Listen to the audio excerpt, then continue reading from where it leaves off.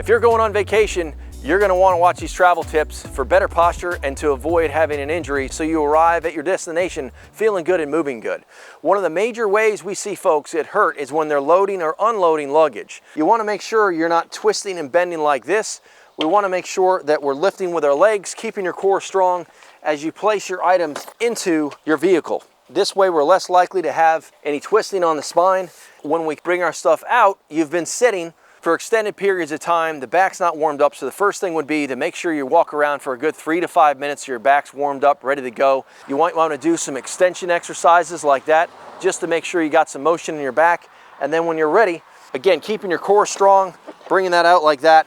And if it's super heavy and you can pull it with one arm, it'd be a better idea to stabilize here, taking pressure off your back as you pull that out. And then of course, these always come in handy so you can wheel along without lifting and stressing your back out. So as far as getting in and out of the car, a lot of people are in a hurry when they're on the road and they have a tendency to get in and kind of hop in like this. That twisting can definitely put pressure on the spine that you don't want. So when you go to get out, again, we don't want to do like that to put pressure on the hip and the low back. The better way to do things is to make sure you step here, turn around and hang on to some things as you sit down, grab the A-pillar and swing your legs together at the same time.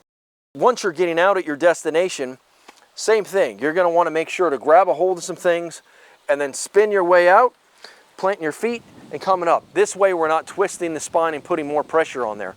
Especially after sitting for extended periods, that puts more pressure on the disc when it's more prone to be injured.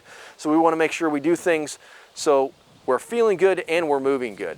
A lot of folks, when they're driving, they have a tendency to slump down in their seat. So I always want to make sure you're pressing on the floorboard and pushing yourself back about every 10 to 20 minutes. If your low back support isn't in the seat like a lumbar support, you can grab one of these pillows, put that right above your belt level, and that will help keep that natural curve. Make sure our middle or our upper back is touching the seat, because a lot of people, they start looking for signs and looking like this. So make sure you're seated with your upper back touching the upper part of the seat and your head touching here as you're cruising along the road. Go from 10 to 2, moving down to the lower part of the steering wheel so you can rest your elbows, which will additionally take pressure off the low back. We notice a lot of folks that use the cruise control and you let your knee bend to the side for too long.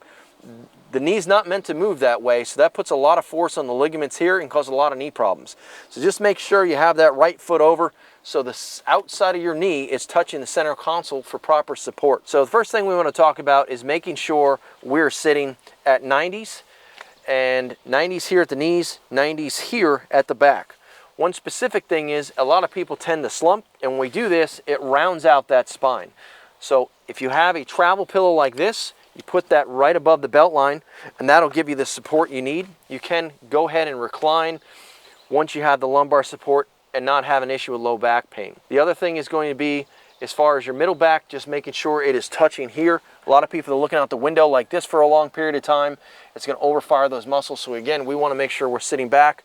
Rest your head against the headrest. If you're going to take a nap on your travel, you're going to want to use one of these neck pillows with this button together. Spin it around so if your chin drops, it can support your neck and avoid that flexion position. Spin that around so that way if you fall asleep and your chin touches here, it holds your neck in a good position. Where you fall asleep without the pillow and you're like this, that's going to really damage the neck or cause some pain. Another thing you can do to help with the low back pain, besides the pillow down here at the belt level, is to make sure you have an armrest here. By using the armrest, that will decrease the pain and pressure on your low back. If this has been helpful, feel free to comment below, share or like, and we'll be glad to help you any way we can. We hope you have a great summer vacation. Does my voice sound too much like I'm trying to be a news anchor?